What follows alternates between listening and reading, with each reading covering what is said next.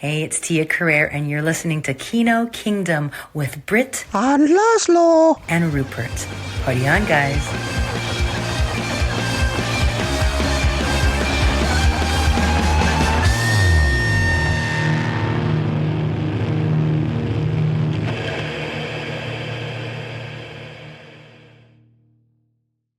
Hello all, and welcome to Kino Kingdom 105. And I'm going to kick off with a little heartwarming story in Cardiff.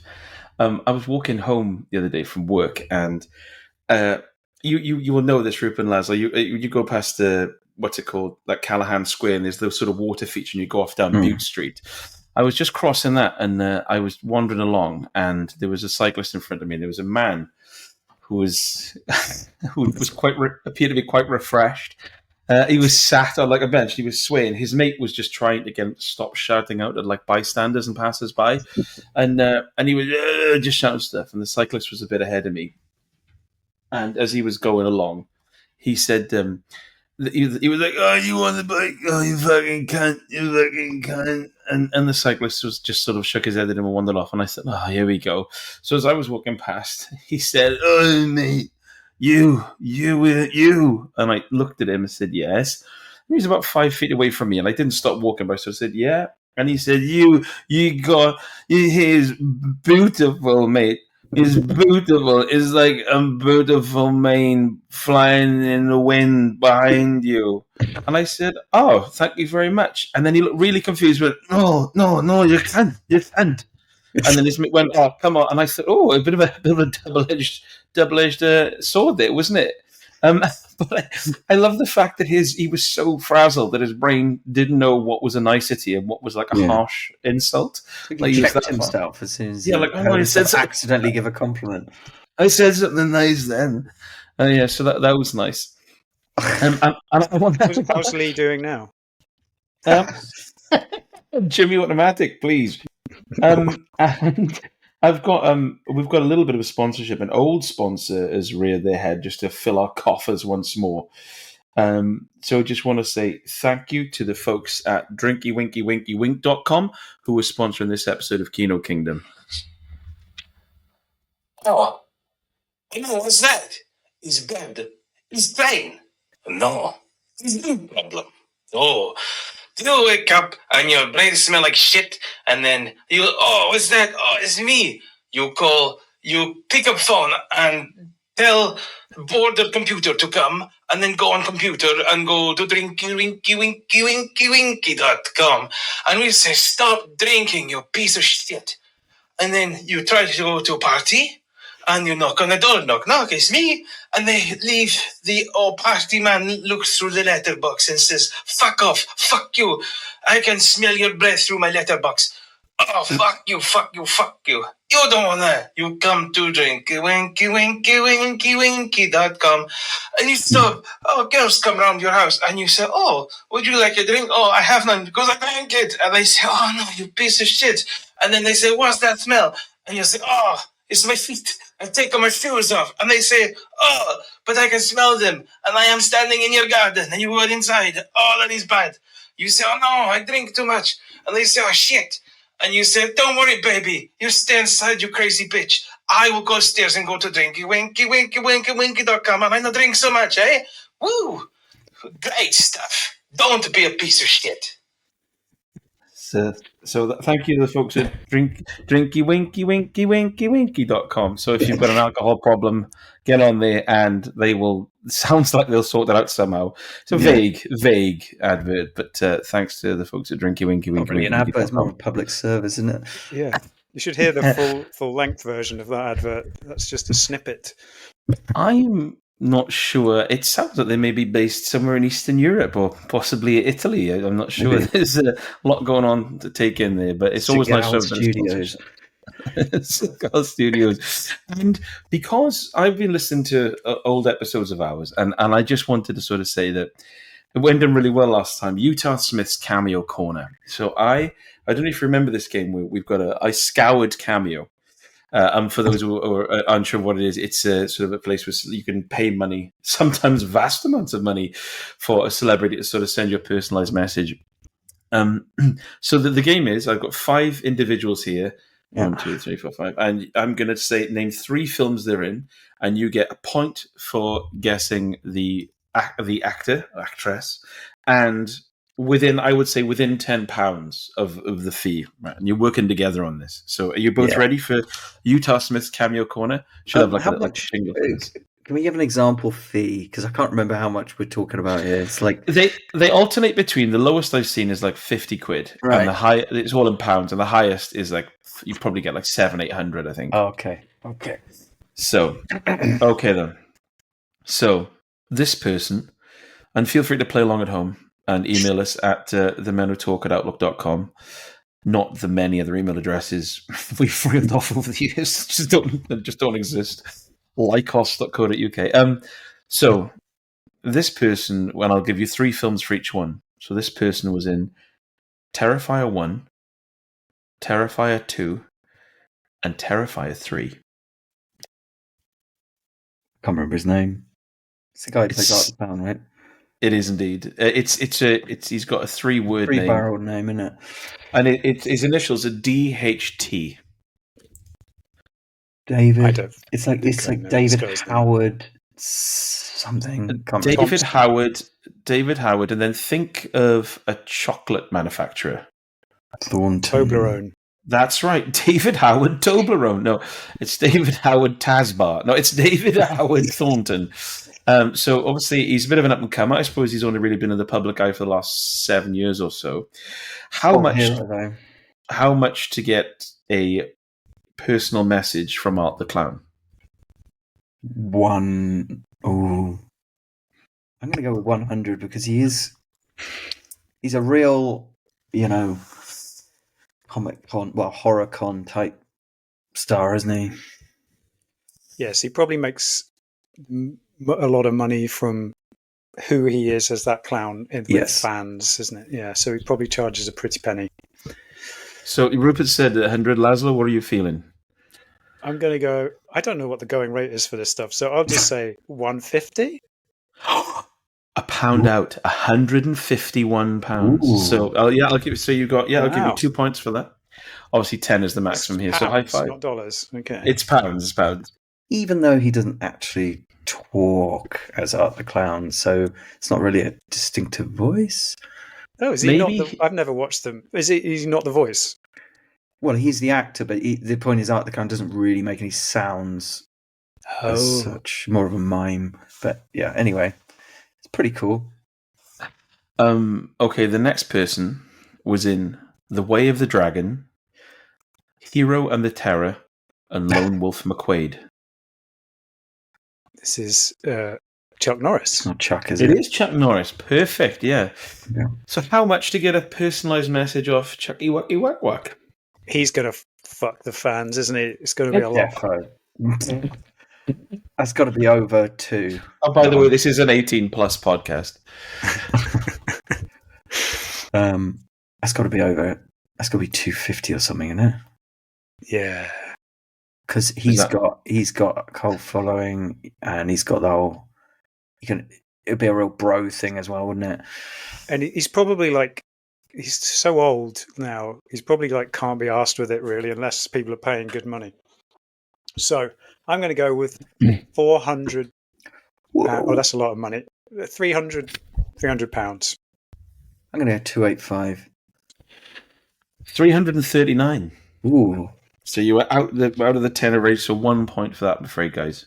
Okay. Oh, by the way, what's your team name?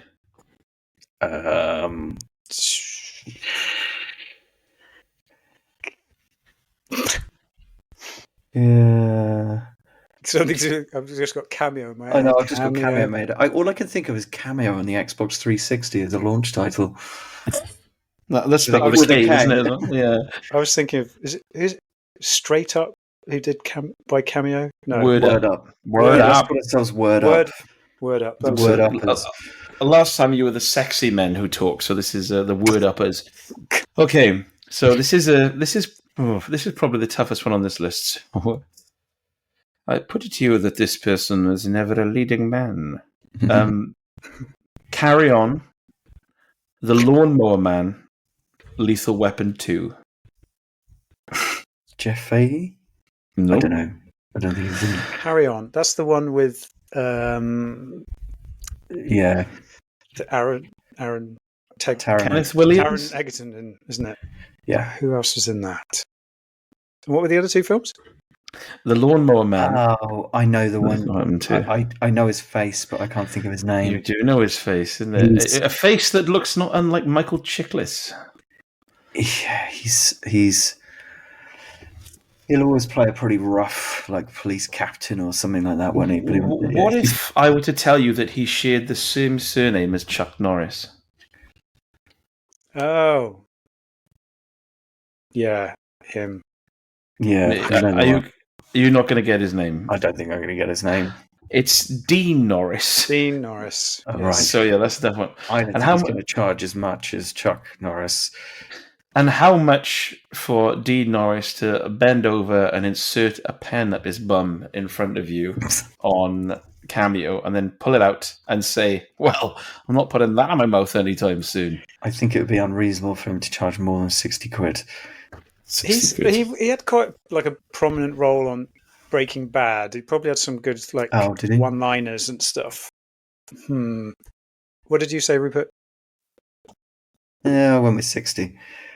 I'm going to go with 80. £184. No, shit. Come on. So that's a big fat zero for you. Here losers for that one. 2 left. Okay, so this person was in Star Trek First Contact, Star Trek Nemesis, and Devil's Gate. I think it's not I know. Patrick Stewart. Is it the guy who played? It's Data? no, it's the guy. What's his name? Clockwork Orange guy, Who? isn't it? Oh no, hang on. It's not Jonathan Frakes, is it? It is, yeah. Oh, right, It's that's Jonathan. not So his name. nicely done. So how much for Jonathan Frakes to open his mouth near a camera and reveal that there's a hamster inside it? He is a very popular man in the Star Trek universe. And he directed a couple of films, I think. Yeah. Do you reckon there's ever and he's been... got a good host of catchphrasey lines. Yeah, he can dish he's out got quite a for- distinctive voice. I mean, surely he's got to be at least what Dean Norris is charging. Do you reckon Yeah. there's ever a time for Jonathan so. where he's ever been driving along down a road, careening out of control, and a police officer shouted, "Use your Jonathans"? I hope so. Sorry, officer, my Jonathans weren't working. Yeah. Oh, your face looks a bit strange. Have you have some Michael Burke live done? Yeah, I've got to go home anyway. I've got to wipe my Amanda Bass officer. Sorry, go on. Let's go. I'm going to go with 200. I'm going to go No. 190. I'm going to go 250. I've changed my mind. Ooh. 250. If you'd said 215, you still would have lost. 226. So 1 point there. It's a pricey one. So the final one, it was in Ready to Rumble, 3,000 Miles to Graceland, and Scream. Sean William Scott. No. He wasn't even the other. Scott Kahn was the other person in Ready to he Rumble. was. Is he Which in Scream? I'm thinking of... No, because it was Liev Schreiber and... what's his face? Skeet Ulrich, wasn't it? Was Sean Why don't you think of a cylindrical breadcrumb covered piece of potato? Croquette? Close. Sorry, what? So the movies were what? Ready to Rumble, 3,000 Miles to Graceland, and Scream. Oh, is it going to be David Arquette? No. Yes, David Oh, Arquette. Come on, with that clue, how could you not get it? Bloody Cylindrical hell. potatoes. So, and how much for him to tell you that his cheeks were really weirdly puffy up until he was 50? I can't be that much. I'm going to go for 120 in this guy. Yeah, I'll go 100. Slam on the Jonathans, guys, because it was actually £75. Oh, that's quite a bargain. Oh, Bargain Dave, yeah, you could chat to Bargain Dave for that. So, yeah, so Chuck Getting Norris to is the update price. our cameo. Yeah, I'm David Arquette. He was twitchy as well, wasn't he? Mm. I think I prefer what's her name, Tia Carrere to David Arquette. To Yes. yeah, he went into wrestling, didn't he? Fair play to him. Did he? Yeah, he won a couple of championships and stuff on the independent scene. He's retired now, obviously. So yeah, that was Utah Smith's cameo corner, and you got 2, 3, 4, 6 points.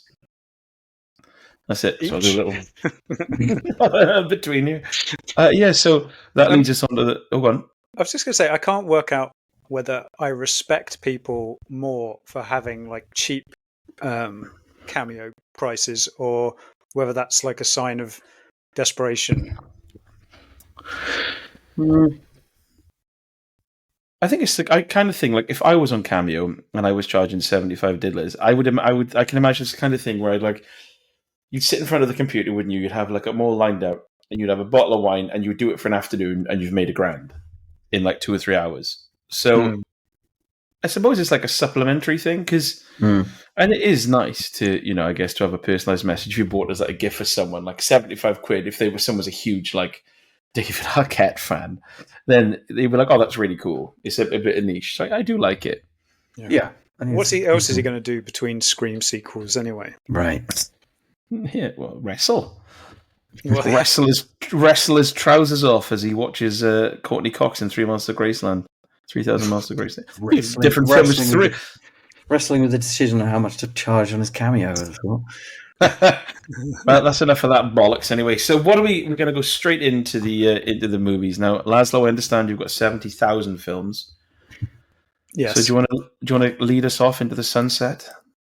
Okay, I'll start with Becky, which I watched actual months ago, but it keeps falling off the list and never get to it. So have you guys seen this one? No. I can see that Kevin James is in it, which raises my eyebrow somewhat. Yes. I feel like this is Kevin James like doing something different, where he's a shaven-headed like murderer, rapist guy with a swastika tattooed onto the back of his head. Fair play, that is different to Mall Cop. Yeah. But I'll get to him. But so the gist of this is it's kind of like a Home Alone for adults, I guess. Revolving around a teenager called Becky, whose mother has died, and she's just been told that her father wants his new girlfriend and son to move in with them, but she is not cool with this, so she's kind of very sulky and goes off and hides in a treehouse. And then this happens to coincide with a bunch of recently escaped convicts led by Kevin James landing on their house, and they're trying to find a key that he buried in this house or hid in this house before he went away and escaped prison. But she's taken the key at some point, and he doesn't know. So then she is kind of has to home alone around the house and kind of try to rescue her sort of would-be parents and deal with these bad guys. And it turns out she's quite good at killing people and quite psychotic. And I'd heard good things about this because it's kind of like one of those films where at genre festivals it was called like touted as a crowd pleaser. But watching it at home on my own without a crowd, I did find it a little bit underwhelming and kind of forgettable. And there's a sequel to this called The Wrath of Becky, and I just thought, can I be asked? I'm not sure. I might watch that, so maybe next week. But this one was okay, but not brilliant. There's like numerous occasions where she sort of is quite dour, like because her mum's died. So there's quite sensitively handled scenes where she's dealing with grief and her dad's betrayal of trust, which feels quite at odds then when she sort of lawnmowers over a guy's head and chops it into little bits. It sort of doesn't really sit hand in hand. So it wasn't loads of fun in the way that I was kind of expecting to. It kind of took itself a little bit seriously at times. Is Kevin James impressive? No, not really. he ultimately is a little bit, despite I think the swastika on the back of his head is kind of a crutch for him not really being very intimidating. And in fact, none of the bad guys are particularly. I mean, I guess they are dealing with a teenage girl, so if they were ridiculously hard, it might become even less convincing than it already is. But yeah, he's not particularly tough, and he's kind of on the back foot throughout the whole thing. So yeah, I don't know. It didn't really do it for me.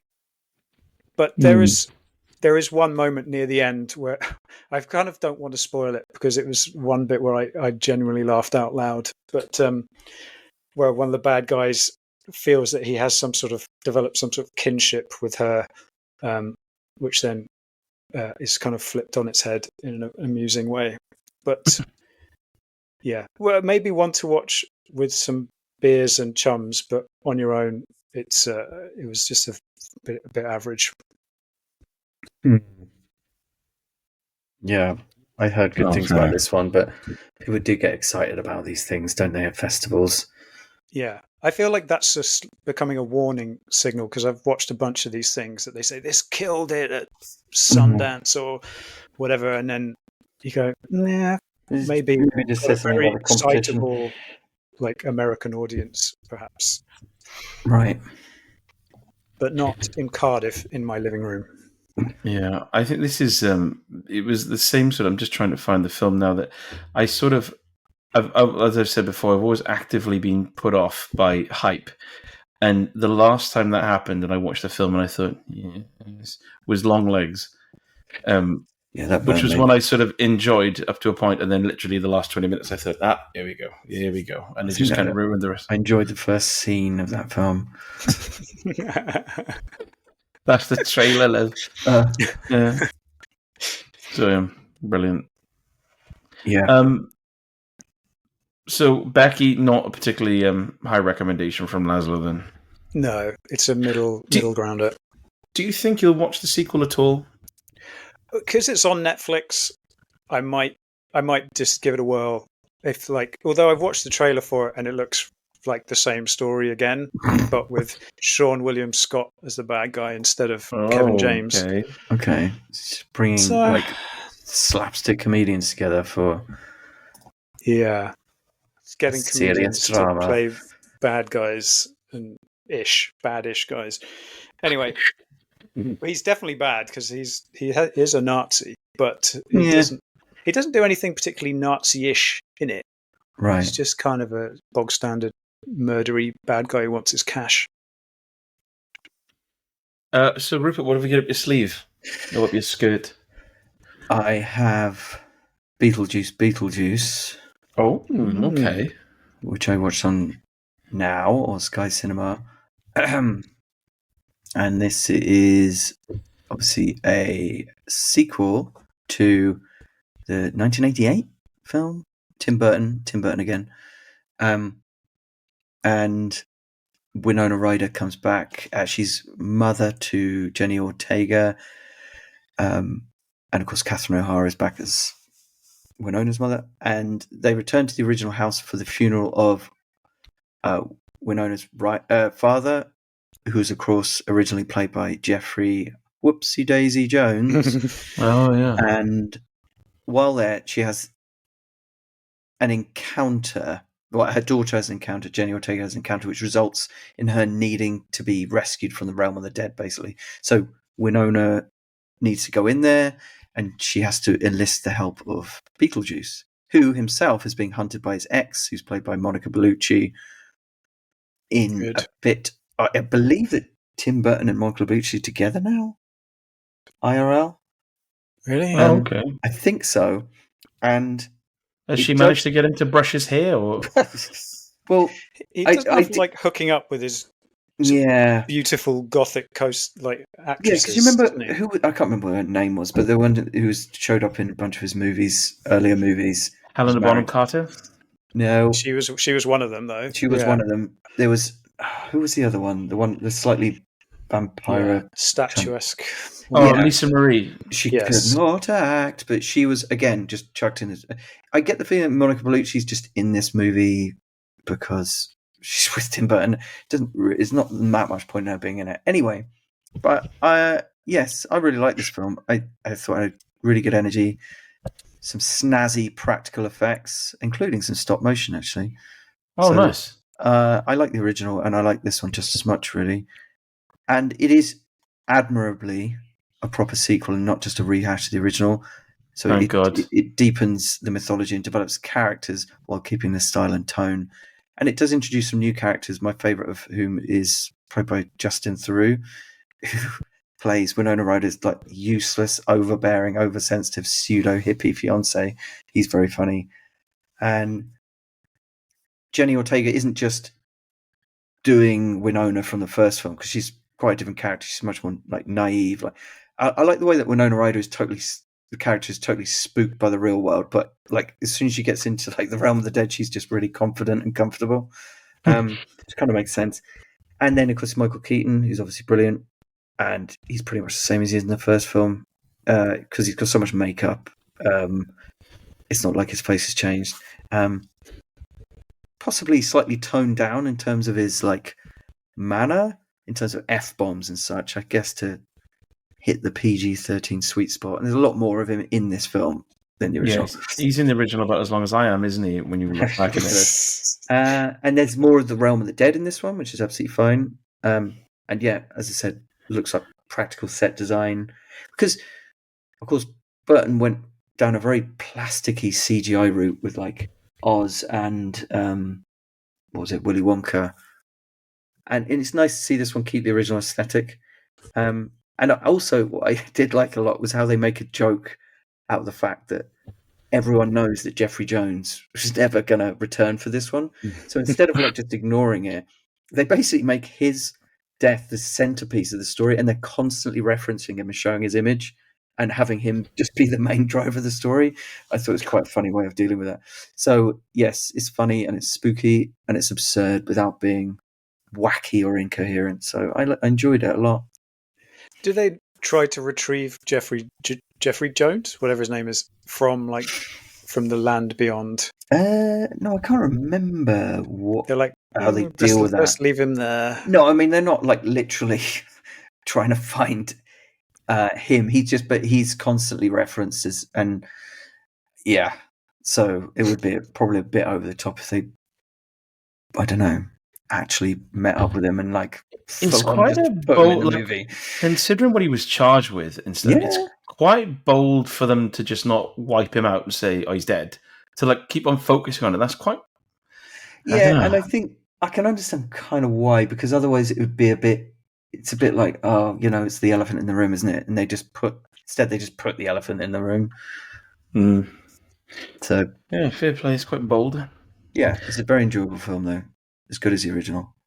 Oh yeah, I'm glad you said that, because I'm going to talk about a sequel that isn't as good as the original later, and I've. That's right. I watched Predator 2. No, I didn't.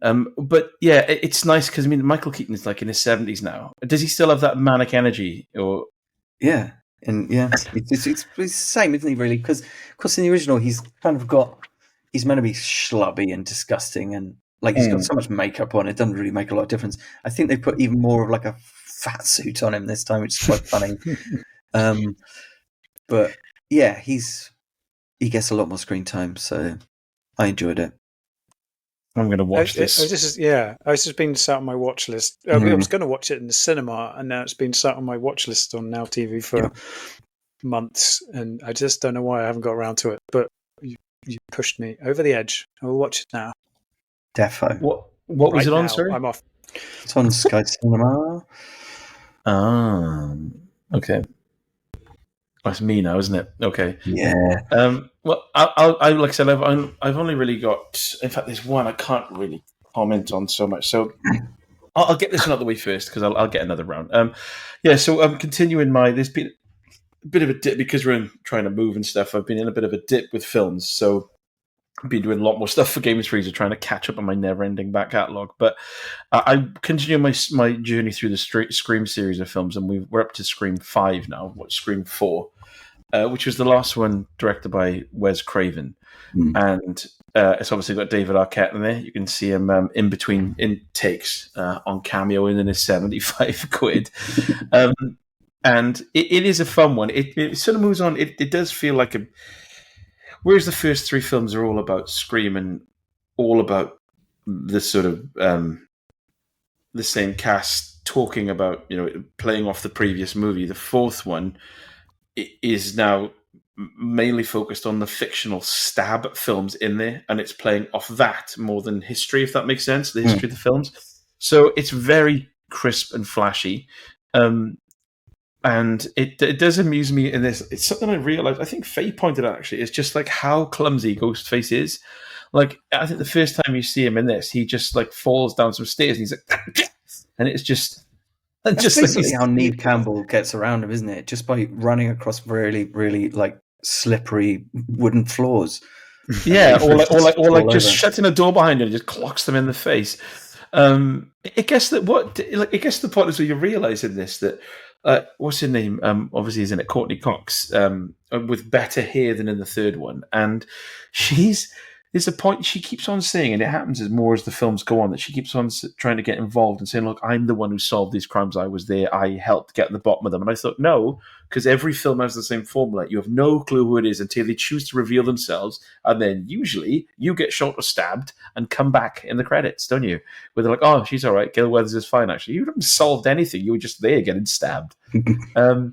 So it's Hayden Panettiere is in this, and she is Brittany, as well as Alison Brie, Rory Culkin, and it's nice. It feels a little bit fresh because it goes into a slightly different route. And I was surprised that 4 films in, I was still enjoying it.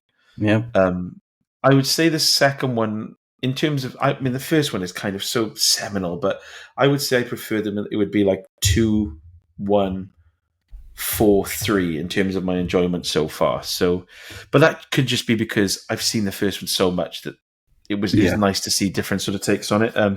It's a fun film. It was a lot of reshoots and stuff apparently, but it doesn't feel like that. It just feels like it's still doing its thing. So yeah, enjoyed it. It's quite funny, but of course nothing in the 4 is as funny as Matthew Lillard getting stabbed too hard at the end of the first one, which is genuinely one of the funniest things I've seen in a long time in a horror film. I think 4 is where I got off the Scream train, but I remember enjoying them all. Oh, really? In their own ways. Yeah, that's good to know. But I didn't. Even the new ones are surprisingly competent. Yeah, okay. I feel like it's quite a consistent franchise, actually.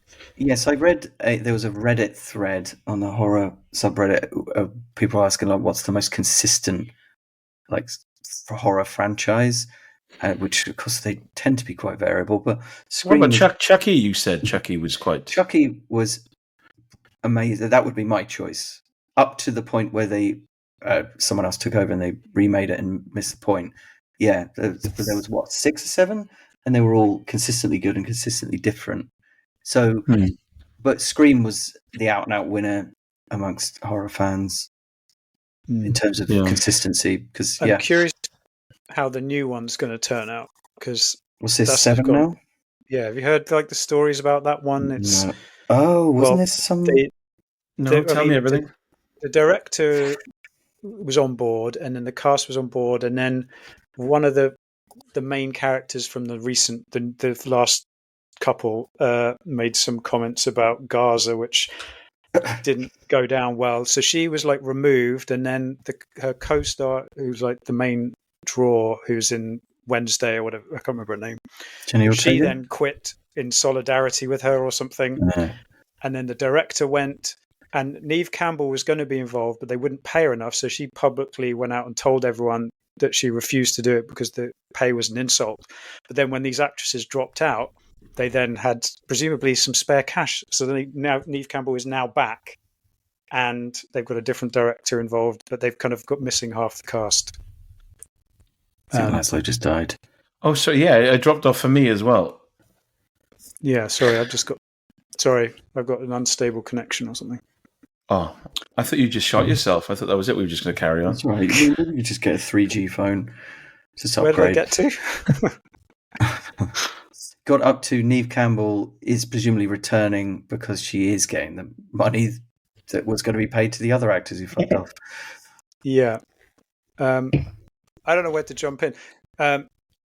So with the two current lead actresses out of the running, then they obviously had spare cash and got Neve Campbell back in, and then another director, but they've then had to cobble together some supporting characters. And so basically in the last two, it was obviously set up like a trilogy, but the two lead characters, the two sisters, are not going to be in this new one, and they're going to revert back to Neve Campbell being the lead, I guess. Okay. And I think they're going to get Courtney Cox back, even though I'm pretty sure they killed her off. Spoiler alert, Britt, for the 5th and 6th films then. I maybe she comes back as like, well, actually, in one of the Screams I watched, I think it was the 3rd one, they brought back, what's his name, Skeet Ulrich, didn't they? As like a vision she had. Although with better hair. As a hairdresser. Yeah, you did have better hair in the flashback as well. It wasn't like 2 bits pulled forward like a 15-year-old teenage girl in Coidaland Comprehensive School in the 90s. But the thing in Neve Campbell, I was just looking at pictures of her, not in a creepy way, because I just thought she's one of those people, apart from like very bad things and a few bits and pieces. She may be like all over TV, but I would notice this on the Savalas. But she looks really good for her age. She's just aged really gracefully, which is nice to see. Because I've also seen Famke Janssen, and I cannot say the same for her. So, or indeed Courtney Cox. Yes, she literally looks like another person now. So yeah, So that's cool. Like I said, I've got 5 and 6, and then is the 7th one they're working on now? Yeah, so that's the one with all the issues. Right. Yeah. Okay, back to you, Lazlo. Keep up that consistency. Yeah, right, it'd be I'm nice. going to talk about a brand new film. Oh. It's called Malone, starring Burt Reynolds. It's not brand new. This is from 1987. And I watched this. Look at that poster. I know. That was the reason why. I was like, it's Burt Reynolds with a shotgun. And I was like, he's firing at someone. Who knows who. And I was like, I'm going to watch this because this is going to be awful. But you know what? It's not bad. Really? I enjoyed this quite a lot. I'm really excited because before you continue, I have to say that every time I've watched Burt Reynolds in any film, he is just playing Burt Reynolds. He's just walking around with. It's like almost like he's just going to wander around with a cigar on set and just say his lines without any actual acting behind it. My favourite of his is The Maddening, but I'll see what you've got here. But I think we've talked about this recently. I've never seen Deliverance. No, which is a serious performance from him. I gather it's a serious haircut he has in that film. Does he have the moustache? I think so. No, I'm not sure he does actually. Not that it matters. I want to look at his hair now. Oh my god, he hasn't got his hair. What? It looks like a syrup. It just looks like a syrup. But it probably was actually, wasn't it? Because he's always. Is he bald? My god. Was he bald? Anyway, he just looks like a different man. It's really weird. Yeah, we can confirm no tash, but my god, whatever was going to go on his tash went on his sideburns. Do you think they just shaved it off and glued it on the sides? Yeah, his hair. What?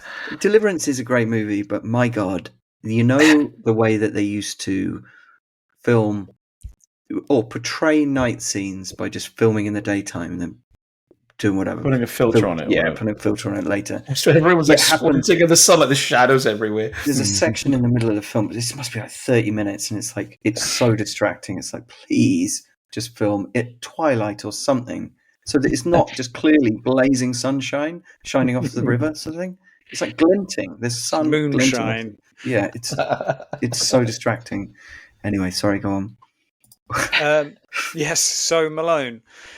So the story is that Burt Reynolds is like an ex-CIA hitman who now wanders the US trying to leave his troubles behind. That is until his car breaks down in the middle of nowhere in Oregon, where a rich businessman is buying out the local townsfolk and taking over their land and being a bad dude. So it's up to Burt Reynolds to decide whether he's going to keep his head down and move along or stay and engages some cringy flirtation with a local girl half his age and shoot, strangle, and blow everyone up. Well, I Know think what I know I'd which do. decision I'd make. Yeah. Yeah. So he keeps his head down and he moves on. No. He speeds off out of town and he never touches the Jonathans. Yeah. It's quite a lot like Roadhouse, this film, but sort of slightly. It's actually like weirdly came out at a similar time, but it feels older. It feels like something from the 70s or something, really.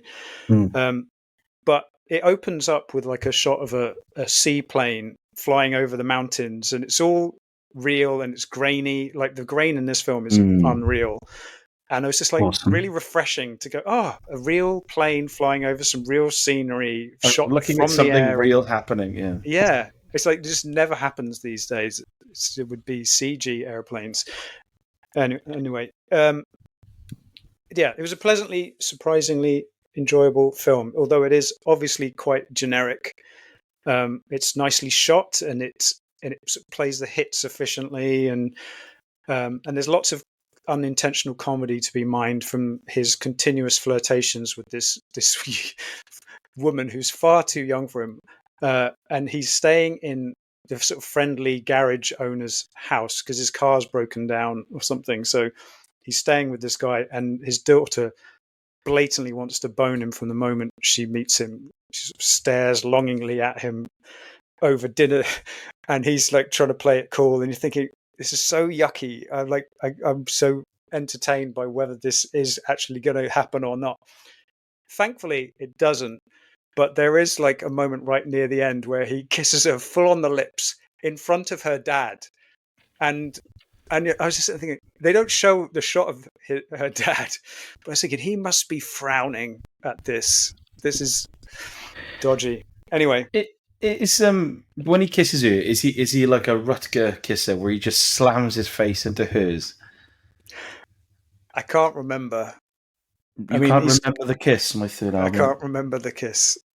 But I do remember lots of other fun. Like the last sort of act in this is just like a pure, he just goes on a rampage and is killing creepy goons. Like the bad guys are all kind of sleazy fuckers, and he's just killing them in inventive ways around a farm sort of thing. Like, you know, they just walk into a barn and then he hangs one of them, and then he's stabbing another one with a pitchfork. And there's quite a weirdly timely twist where you find out that the main bad guy is part of a sort of an extreme right-wing network, and he's got a computer lab hidden under a farmhouse where he communicates with other far-right loonies, and they've got a big plan to cleanse America of undesirables and stuff. And it was like, oh, this is feels weirdly topical. Patriots, exactly. Why he's buying everyone out of the hick town in the middle of nowhere doesn't really correspond with that plot line, but it doesn't matter because it's a bit of fun. Somewhere. Yeah. So yeah, this is fun. And also he is like pleasingly non-quippy. He sort of plays it stoic. It's kind of like a Western, I guess. And there's a bit early on where one of these sort of thugs in the town like rile him up, and he beats the fuck out of him in a really like efficient, bloody way. Like he nearly kills him. He like hospitalizes the guy, and I was like, oh bloody hell, okay, Bert, calm down. Do you know what? This is actually getting me going a bit because he's always just. I think in the 90s he just was Burt Reynolds. It was just I didn't even know if he could act because his way of acting was so light and frothy that I thought, are you just coasting on who you are? I don't know if you could ever act, but I will watch this then.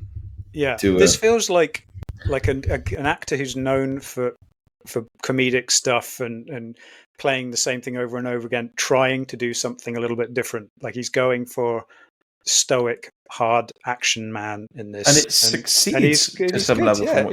Yeah, I really enjoyed it. Oh, go on, sorry. I was just going to say Harley Cockless also directed a film in 1982 called Warlords of the 21st Century, aka Battle Truck, which sounds like a New Zealand version of Mad Max.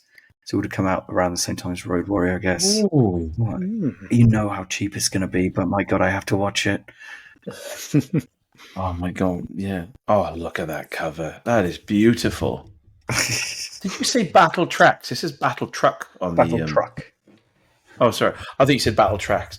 If you want to continue your, I think we talked about this before you were on the podcast, Lazlo. But he did a film called The Maddening, I think, in like 1990 or whatever, where he plays like a psychopath who lives on a farm, and he keeps on just getting abuse hurled at him by his like visions of his dead father, who just looks like a wheelchair-ridden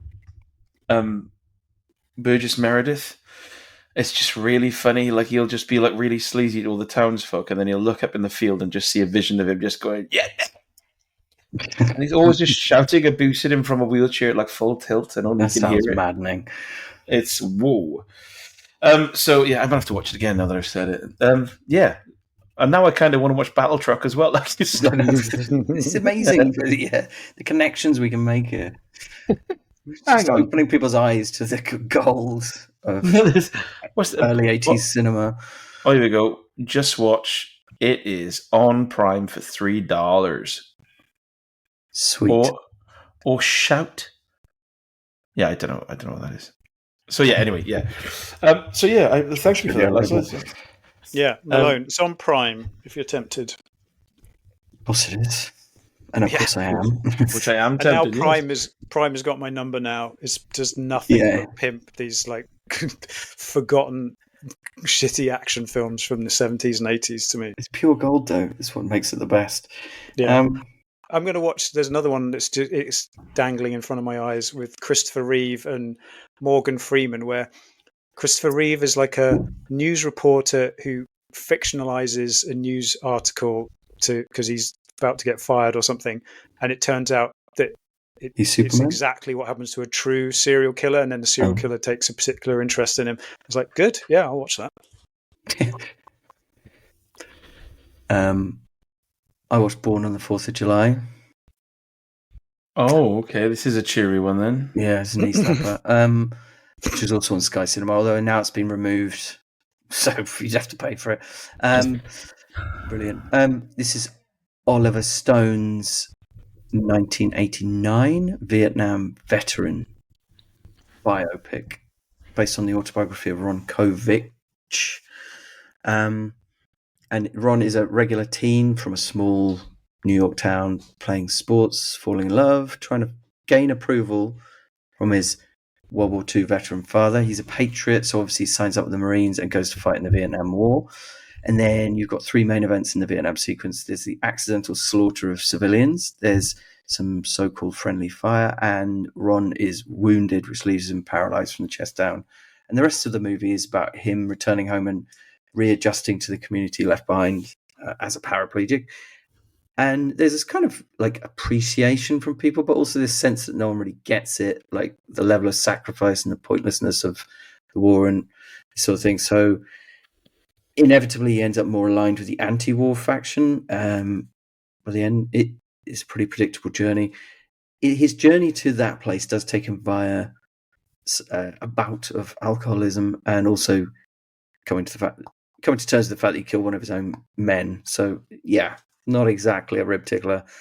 It is a classic Tom Cruise character trajectory, like we talked about before, where you get this cocky, smug kid who's taken down by his circumstances and then has to rebuild himself. And I think Tom Cruise does a pretty good job with some pretty dodgy facial hair.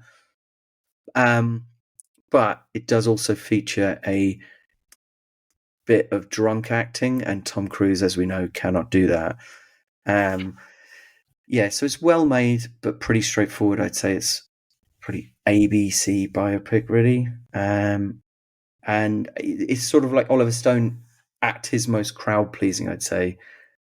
And so sort of everything's kind of par for the course. And narrative wise, it hits all the beats you'd expect from a film like this. It has this really weepy John Williams score. It doesn't have any kind of danger or anarchy like Natural Born Killers or U-Turn or something, but it also doesn't really have the complexity or density of something like Wall Street or JFK. and it doesn't have the sustained combat element of Platoon. It's more like those anti-war movies they were making like 10 years prior to this, like Coming Home or The Deer Hunter. And yeah, it gets better when it gets more like polemical, when Ron finally gets his moment to speak out against the war, and there's like a palpable sense of rage, because I think that's really where Oliver Stone's coming from. And it's quite effective at that point when it just gets angry and it's not just weepy. But I do have to say, yes, as I mentioned 10 years earlier, Michael Cimino made a film called The Deer Hunter, which was about the effects of the Vietnam War on the working class community. And that film was quiet and very subtle. It didn't have, well, it did have a bit of a weepy score, but it was very subtly. There are no grandstanding speeches or melodrama in it. I thought that was way more effective than this. So if you're going to watch one depressing movie about people coming back from Vietnam, make it The Deer Hunter. Because this is like, it's quite well made, but and kind of relevant, I guess, with US hasn't given up like invading countries and stuff, but it's also kind of a cheese fest, to be honest. Tom Cruise's eyebrows in it, how do they make you feel? They made me feel great. They made me want to join the local anti-war march, to be honest. Is that because they were joined in the middle? I watched this when I was very young, and I remember finding it just a misery fest. My memories, I mean, I don't watch sort of sad films anyway, but my memories of it as like probably preteen was just like all I kind of remember understanding of it was, you know, he gets paralyzed in war, and it's just him trying to come to terms with his paralysis, and I just found it like monumentally upsetting. So it's not one I will ever watch again. I didn't realize. I thought I'd misremembered it, and it was actually quite a harsh commentary. But from what you said, it's not. So no, it doesn't. It doesn't do anything you wouldn't expect, and it's pretty low hanging fruit, really. By this point, I think everyone realizes by now that the Vietnam War was just a total fucking mess, and it was utterly pointless. So, yeah, I'm not sure how much value people get out of it these days. I've just been through my own personal Vietnam because I opened a can of beer and it exploded all over me, my desk, my laptop, the floor. That's like being back in Saigon, that is. Yeah. I managed to mop most of it up whilst you were reviewing that film. Jeez. Ron Kovic thought he had it hard. The most depressing thing is I've got only half a can of beer left now. It's literally sprayed up in the air like a fountain. It's gone everywhere. You must have a load of Carling in your fridge, though, surely. That lovely Chinese beer. Yeah, I did watch this years ago, and I remember it also being like, yeah, just hard going, like no fun to be had. So yeah, I don't feel. But interestingly, I guess when we talk about Burt Reynolds, this is obviously Tom Cruise trying to do a hardcore dramatic role where he's inverting his persona, like which is when he's at his best, like he did in. I just found more beer on something else of value. Oops. Well, in that classic Tom Cruise kind of arc, it's always about him inverting that energy and smugness. And that's when he's at his best. And then you've got the new Mission Impossible where he's literally like a god man who is the only one who can save planet Earth. Then it's all a lot less interesting. Yeah, I think he needs to get out of that rut. Anyway, I believe it's over to Britt. It's actually pronounced Britt. Well, I'm not going to talk about Born on the 4th of July. I'm going to do a double header and talk about Happy Gilmore 1 and 2 to mix things up a little bit. Oh, Happy Gilmore 2 is going to be my next one, so this is good. Nice. Okay, we'll do it. So I'll just talk about the first one then, because I think I've got a feeling I've covered this in the podcast before. It's as an amateur, extremely amateur golfer. It's one. There's only a handful of like good golf films, because you've got just in terms of not even good golf films, you've got like Caddyshack, Happy Gilmore, Tin Cup, and what's the other one I was going to say? Oh, The Legend of Bagavance. Jesus. Or as I cleverly call it, The Legend of Shagavance. But this is the Happy Gilmore was like the best one in terms of a comedy. Tin Cup is probably the best film, but Happy Gilmore I've always found really rewatchable because it's got Tuesdays Gone by Lynyrd Skynyrd in it, good. Carl Weathers in it, good. It's got Julie Bowen in it, good. And Christopher McDonald is amazing as the sort of bad guy in it. It's one of those films it hasn't quite become as tediously quotable as Anchorman. So I don't go back and like groan at some of the jokes. I'm happy to sort of just see it and realize it was like a 90s film. Adam Sandler, by the way, wears Timberland boots in a lot of films. He wears them in Bulletproof, not that one as well. And yeah, so this is the typical story, and this will lead on to obviously Rupert and I talking about the sequel. He is a hockey player that gets into golf just to get enough money to take back his grandmother's house that his grandfather built with his bare hands, and it's just a sort of slapstick comedy that goes on as he falls more in love with golf. And someone's being sick in the background somewhere, by the way. I can just hear someone dry heaving. I have a feeling that me and my wife might actually have COVID at the moment, which is a little bit unfortunate. Yeah, it's not ideal, is it? It's not the best, is it?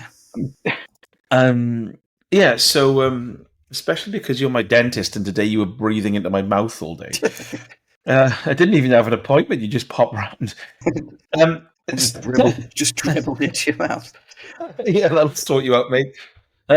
60 quid. So it's blah blah blah. He goes on and he wins a tournament and gets the money to save the house. It's a blend, and I will say this now, and I feel like it'll lead us on nicely. It's quite a heady blend of slapstick comedy and sentimentality. Mm-hmm. So, Rupert, do you want to take the lead on the sequel, which came out, was it, how many years later? 30? 96, 2006, 2016. Yeah, nearly 30 years later, 29 years. Yes. Bear in mind, I have not seen the original in... Oh, okay. No, I've seen the original, but not in about 25 years. Yeah. So I don't really remember much about it, but yes, from your description... it all came flooding back. Yeah. This one, he's basically Happy Gilmore. He now has young adult kids and he needs money to send his daughter to dance school in Paris. He's disillusioned with golf, but he's tempted back in for this mega tournament with some weird rules in it. I guess it's like that.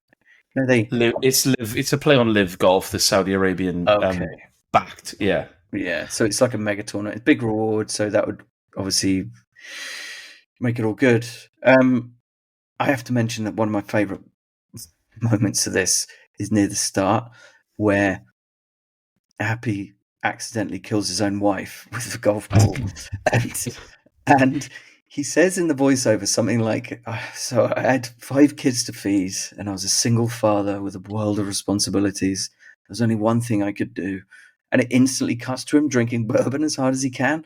Yeah, I found the whole running joke about him being an alcoholic and hiding alcohol in everything. Like it would be in the handle of an umbrella, in the compartment of a book, in his phone, inside a golf ball and stuff. It's brilliant.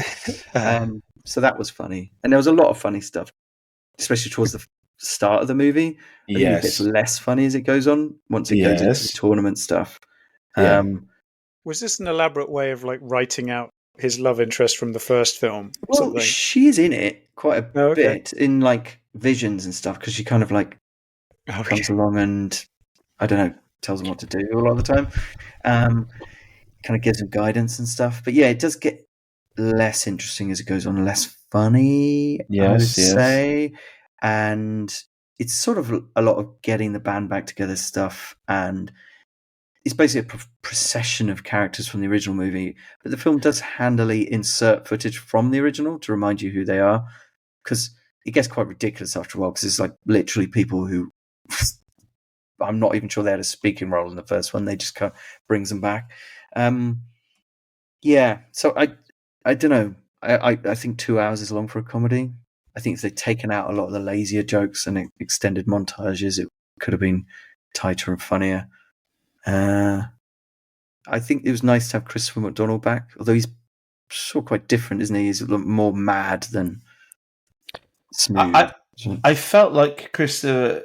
Am I okay to just say what I thought of it? That's because with Christopher McDonald, I thought that he was almost like the Herbert Lom to Happy Gilmore's blissfully unaware sort of Inspector Clouseau, because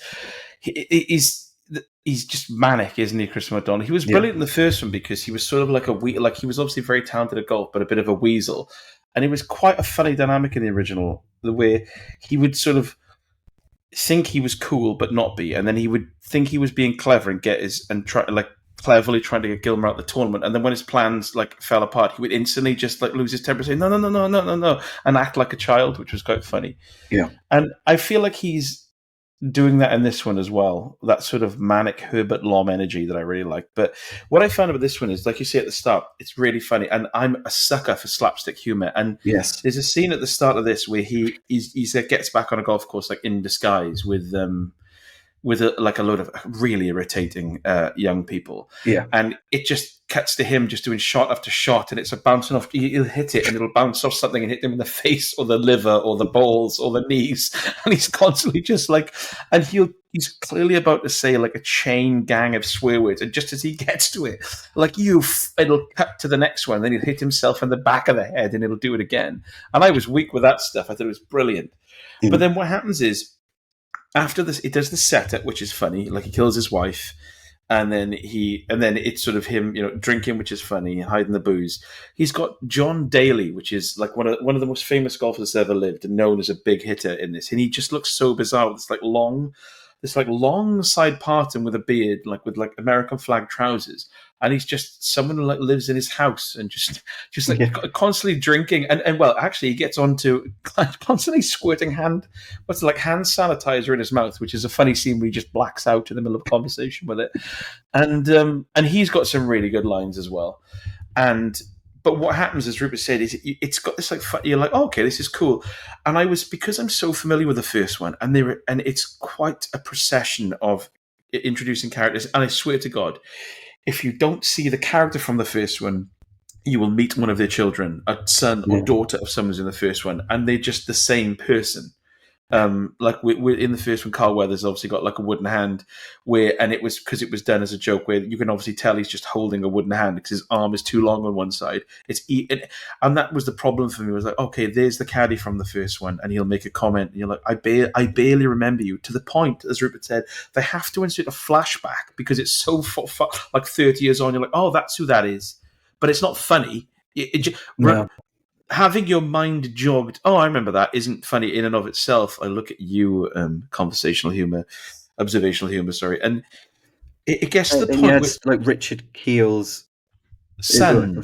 Son. Yeah. And Carl Weathers' son in it. And so and so. And you're like, okay, this isn't funny just because. And I understand that Happy Gilmore is a really, really well-loved film, especially in the golf community.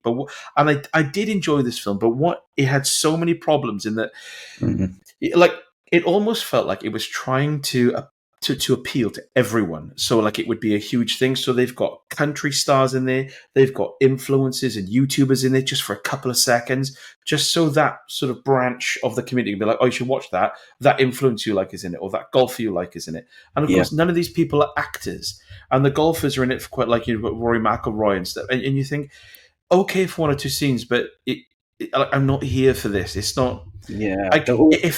The podcaster stuff was... It keeps cutting away to podcasts and stuff. And it's thinking, you've put them in this film so that they will mention it on their podcast.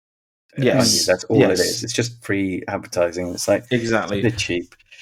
And the more it went on, and you've got Ben Stiller, who was kind of funny in the original, and in this, I kind of wished he was just had a better script, because in the first one, it's actually quite awkward to watch now, because he's in the original film, he runs a nursing home, but he runs it like a military camp, and he's using them to sort of forced labor these elderly women and hurling abuse at them. In this, he's an Alcoholics Anonymous counselor, but the script isn't quite there to make the jokes land. So that was felt like a bit of a wasted opportunity. But by the end of it, I love Christopher McDonald's Herbert Lomish character, and I love how he just was completely bonkers in this. But he sort of gets sidelined. The bit that tickled me about Christopher McDonald, and I was laughing about it in bed afterwards, when this whole live golf thing gets revealed. He throws coffee in the guy's face and turns around and runs out. And he runs out of this palatial mansion in the middle of the woods. And then it cuts to a really wide external shot, and he's running through this forest out of the grounds. But he's running and screaming and yelping and looking behind him like he's being chased, and there's no one there. And he's and you think, why are you just run? You don't have to panic. You didn't mention the funniest joke in this film, Rupert, which is the fact that the guy who's running this maxi golf tournament has bad breath. Oh, yeah. It really tickled me. Haley Joel Osment is in this film, and there's a bit where that he's talking, and Haley Joel Osment is behind him, and he's going... the breath is blowing black at him. And there's a scene where he goes into this secret lab, and he sort of goes up to this sort of sensor and goes... And the computer goes... Fart recognized. And it just that was funny. Again, the silly cheesy humor and the sort of sophomoric humor and the slapstick stuff is good, but it is so bogged down in cameos. And there's a scene where he fights with Christopher McDonald in a graveyard, and sort of comically everyone they're fighting around, all the gravestones, are people who've passed away from the first film, and that would have been a nice way to handle it. Yeah, but that's what you needed. And I swear to God, I know you said, Rupert, it'll keep you up to date because of the flashback from the first film, but you pretty much see half of the first film, and I think that's why it's 2 hours long, because it's they couldn't let anything. It's well, someone might not know who this is, so we'll introduce them. Happy Gilmore can say, "Oh, I know you. You were my caddy," and then we'll see a flashback of that, and you're like, Jesus Christ! It's like watching that Alien film all over again, Alien Protestant or whatever it was called. What was it called? Prometheus. But yeah, I just thought by the end of it, I was kind of worn down by the nostalgia of it, and I thought I wouldn't mind if they just did a cut where none of that was in it, and they just focused more on the sort of slapstick humor, which is what made the original funny. You could genuinely edit out a lot of that stuff, all of it really, and you'd still have the same film, and it'd be better. You'd have a better film, and I've got it again. Adam Sandler wrote this with someone called Tim Hurley here. I don't know who that is, but Adam Sandler, and I know everyone sucks him off in Uncut Gems, which I haven't seen, but he has no middle gear between sentimentality and comedy. It's never a balance. It just swings. It just oscillates, and sometimes it's wearing. So I enjoyed it. I'm ragging on it a bit because I just thought they made a lot of they lost a lot of the tightness and the humor for the sake of marketing, basically. Yeah. I'd say it's not quite a hole in one, but it's not a bogey either. Huh? Jesus. Sometimes when you're making a film, you just need to pump the Jonathans a little bit. I am glad this exists, I would say. Yeah. And Naked Gun exists, and they're both, well, I haven't seen Naked Gun yet, but apparently it's actually funny because it means that maybe we'll start getting some comedy movies that are funny. Well, they're going to do another bloody scary movie, apparently, but they've announced a few comedies, I think, emboldened by Naked Gun. I mean, the producers must be absolutely lapping it up because, of course, you can make a comedy for like a fraction of the... Because the trouble is, for a long time, basically, comedies were out of fashion, and humor was basically delivered in superhero movies, wasn't it? And it's like, well, we've got to spend $200 million on that to crack a few jokes. So, and I think before that, there was that whole thing about where they would just have these really rambling, loose scripts, and it's just people would just basically do the same scene a load of times, say a load of different one-liners, and edit them together, which can work. But mostly in those films, the funniest part were the outtakes over the credits. But it would be nice to get an actual scripted comedy like this. Yes. Yeah. I guess if you stick a Hollywood star in a film like this, then you need to get a studio sign-off. I'm aware, there's bizarre conversations where you've got something that's budgeted at a certain level, And then they say, but if you get that star in, then you have to upscale the budget around them. You can't just say like, okay, and then we'll give them 8 million and do it as we were planning. They have to then go, right, well, then they need to have their own special trailer. They need to, like, you need to have a certain amount of support. You need to have the illusion like that can make that actor happy. And they up the budget around the actor. So I guess if you got, a star to come back, even though they could make the film for chips, like what's a good example is that one with Ryan Reynolds in a coffin. Perfect premise for like a zero budget intense thriller, but because Ryan Reynolds in it, they have to upscale the whole production. It costs something like, I don't know, it was like $8 million or something for a guy in a box. One guy in a box, $8 million. One guy in a box smoking a fag. Yeah. Also, just as well to say with Happy Gilmore, I forgot to mention when I was talking about it, that it's got a surprising amount of wrestlers in it, well, too. And again, it's like MJF is one of his sons. By the way, his group of sons, they're not funny. They're just a bunch of thugs, and they're just constantly turning up in the film and making it worse.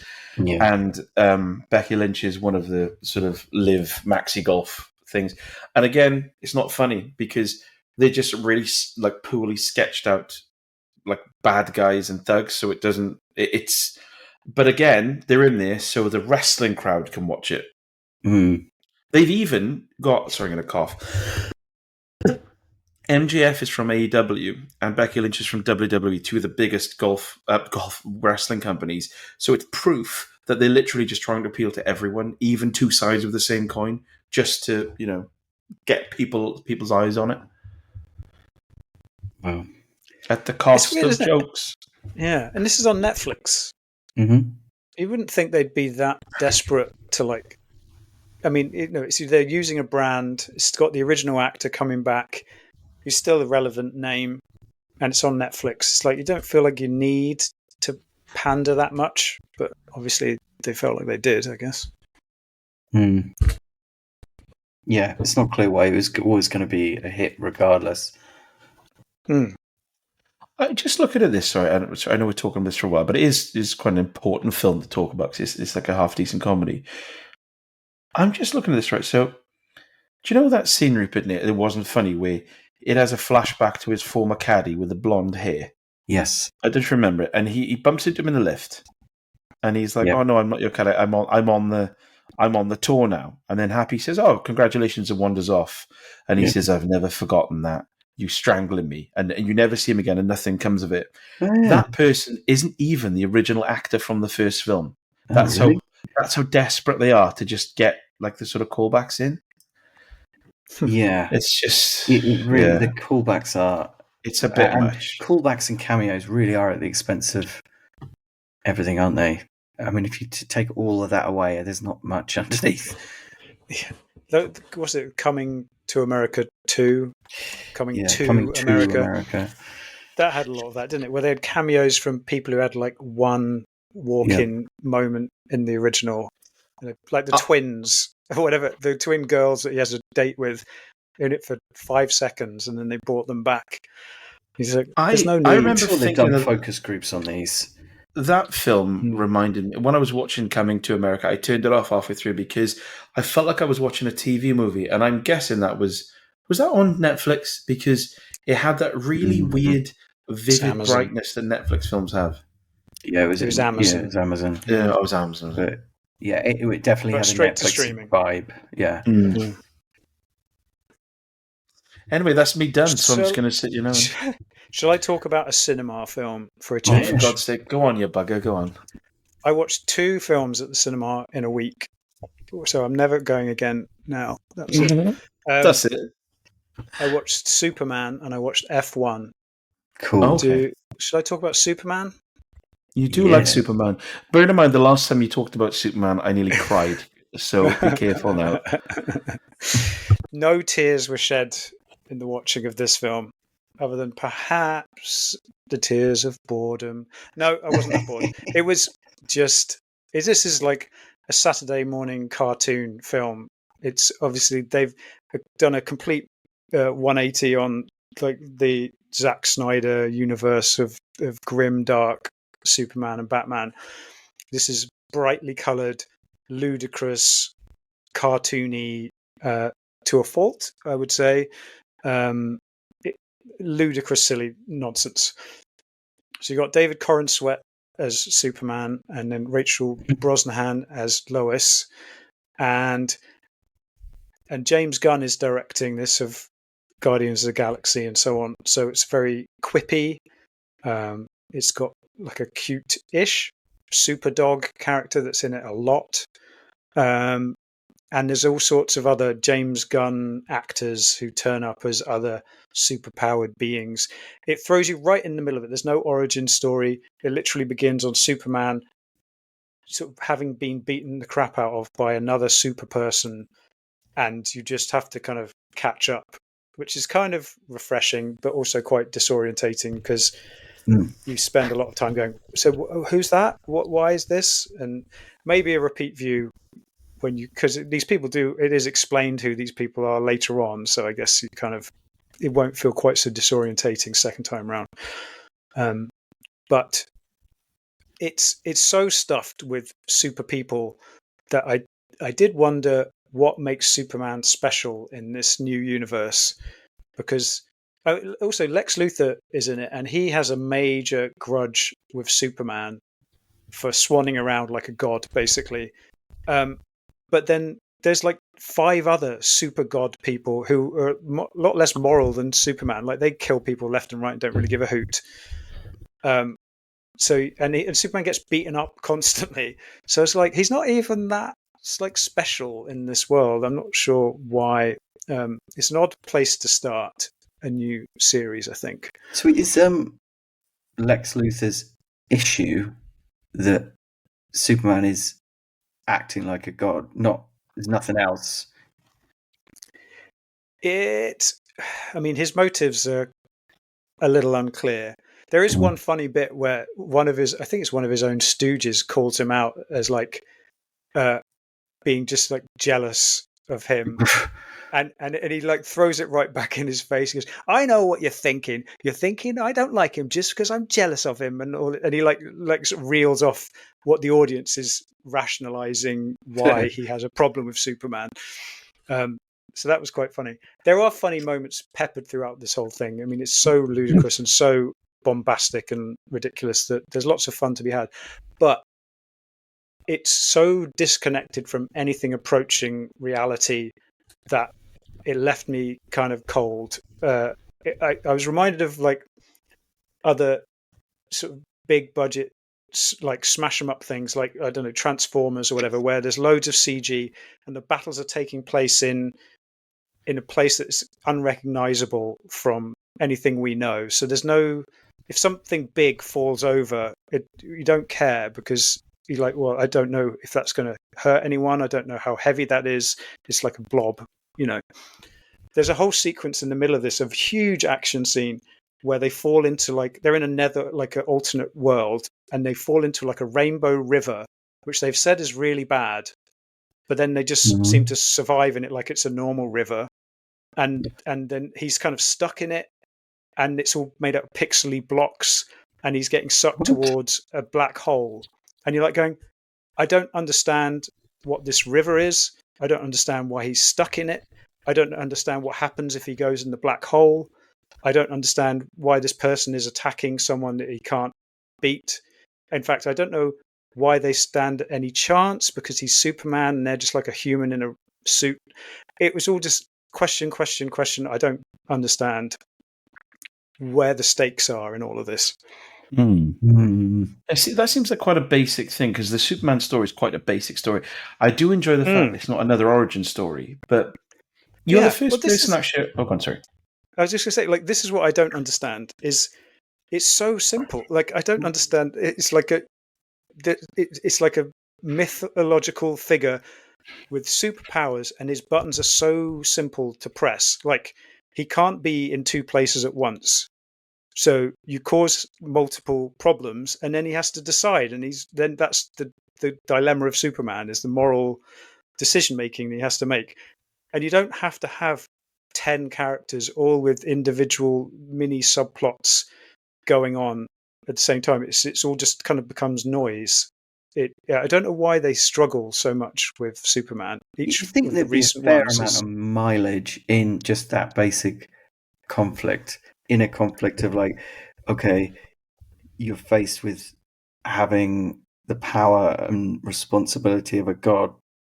So, like, how do you use it, and yeah, how do you they make choices? They flirt with ideas in this, like where he basically solves a Eastern war, because he's decided which, one side was the oppressor, and then everyone's like, no, but you can't make those decisions. It's not up to you. You have to apply. You're part of society. And he's like, well, just they were killing people, and I don't like people being killed, so I just solved it. Unless people have died as a result, but yeah. So it touches on like morally questionable grey areas, but it's a subplot, and it takes a backseat to big, colourful, ludicrous stuff like a giant monster that just knocks buildings over, and you're like, but like, Sounds overstuffed. yeah, oh yeah, and Lex Luthor has a guy under his control who can beat Superman. He's stronger than Superman, so you've already got a being in it that can kill Superman. It's just like, well, again, it just knocks him down another peg of how special he is in this world. He's just another guy, and that's not even Lex Luthor's A plan. That's like a C plan, and you think, well, that's the one that you should just stick with. Just stick with one plot. It's like James Gunn, stick with one plot instead of trying to do 12. That's my advice. Yeah. I'm here to consult on script writing of the next one if he wants to give me a call.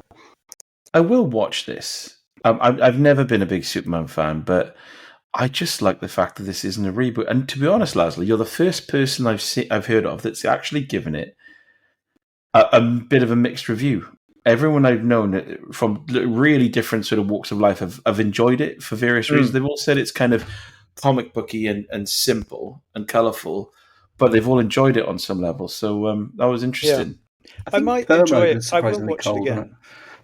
Yeah, I'll watch it again, and I'll probably, like a lot of these things, I'll enjoy it more the second time when my expectations and hopes are completely forgotten. I'll just accept it for what it is. I mean, I own fucking Aquaman on Blu-ray, so I am stupid, and I will watch these things again. Oh, I forgot to say, do you know what a baker wears on his feet? Loafers. I'll edit that out. To the end. I'll edit that out, I think. Okay. Please do. Did you say you watched F1 as well? Oh yeah. I won't say too much about F1 because it's fine. It's good. It's pleasingly old school, generic racer guy film. It's got. I mean, the reviews for this have been quite through the roof, but it is. You have seen this film before. The racing is well done. I mean, it really doesn't. I couldn't honestly say there was a moment where I thought, "Oh, that's a bit CG." It looks real, which is quite an achievement. It's Joseph Kosinski, isn't it? Like, you're always going to get the technical brilliance on you. It's just a matter of the script, I suppose. Yeah, and the script is quite by the numbers. Like Brad Pitt is over the hill, genius racer man who never kind of pulled it off, who then agrees to come back and tutor a hotshot young racer who to try and save the team from going out of the league and going bankrupt. And he kind of cheats in every race, which is it's entertaining for a large part. And I mean, I'm sure people who follow Formula One will just sit there and go, "That is ridiculous. You cannot do that. That would never happen." But as a film experience, it's fun, and they've got lots of like the actual racers turn up in cameos and stuff, so it feels authentic. They filmed a lot of it on racetracks on race day. So there's scenes, where he's just walking through like swathes of racers and people, and there's like crowds everywhere, and you think, okay, this is they've spent their time and money on this, doing it well. But I feel like ultimately, which without spoilers, like I wanted them to stop cheating at some point and start winning legitimately, and it doesn't really do that, which was a bit disappointing and soured the sort of sweet taste of victory that you want a film like this to have at the end. But it's very enjoyable, definitely worth a watch. And if you get a chance to watch it on the cinema, I would do that, because I think it's better there. Yeah. I think I will watch this because I remember watching I'm drawn to sports films sometimes, especially sort of when it's about the mechanics behind the sport, like Moneyball. I love it when I watch something about a sport I have no idea of, and it's kind of explained to me through narrative. And then I can kind of think, it's almost like an educational piece at the same time. You get to see the inner workings of the sport. And I think I will watch this. One thing I will say is, when you said Joseph Kosinski, I thought that name rings a bell. And I was just, as Lazlo was talking, I was looking at his filmography, and I remember us talking about all these films. And I was thinking, Tron Legacy, yes. Oblivion, yes. Top Gun Maverick, yes. Spiderhead. Yeah, that wasn't very good. Yeah. I remember just talking about that on the podcast, actually, and I'm pretty sure we agreed. It just feels like a COVID movie, doesn't it? That is a COVID movie, isn't it? Yeah. It felt like a bad episode of Black Mirror, I think, is what we sort of summed it up as. Yeah. Or even though it's got our boy in there, Miles Teller. Yeah. Miles Britt, come and fuck me, Teller. It's his full government name, let me tell you. What specific middle names? Yeah. It only costs 43 quid to change your name, and that's if you get 2 copies posted back to yourself, mate. I'd suggest you go with like initialing that, like a PT Anderson type thing or whatever. Yeah. What would that be? Britt, come on. Hang on. Miles, I couldn't work it out. Fuck me, Tyler. So his name would be Umbacafmeter, which sounds like an Irishman complaining about an uncomfortable catheter, doesn't it? This is that like Abkadur name. I was telling somebody about this the other day, and they refused to believe me. Was this like Iwa Woo with the Edward Woodward thing, or this is the ABCDE name someone gave their child? How was that pronounced? Abkadur. That's just fucking hell. That's bad. Yeah, it's not good. Right. I am going to talk about this last film, which is called ParaNorman, which I purchased on Prime because it's finally available on streaming. I don't know why. I feel like there's history here that I'm not aware of. What? As in this? There is a history of the world. Specific. It was just the way you said Leslie Mann's in there. There's probably a lot of history that you're not aware of. I mean, Leslie Mann is pretty. I'm just going to throw that in. No, you said ParaNorman. Lazlo was like, and you said it's finally available, and I felt like there was some sort of backstory I was missing. I'm aware that Rupert's a fan of this film, I think. I am a fan of this film. I'm a fan of Leica Studios, who make these stop motion movies. They make Coraline. Stop motion, you say? Yes, it's all. That changes everything. It changes everything indeed. 2012, this was made. Coraline was, I think, it was 2009, and that was sort of something of an art house horror for children, directed by Henry Selick.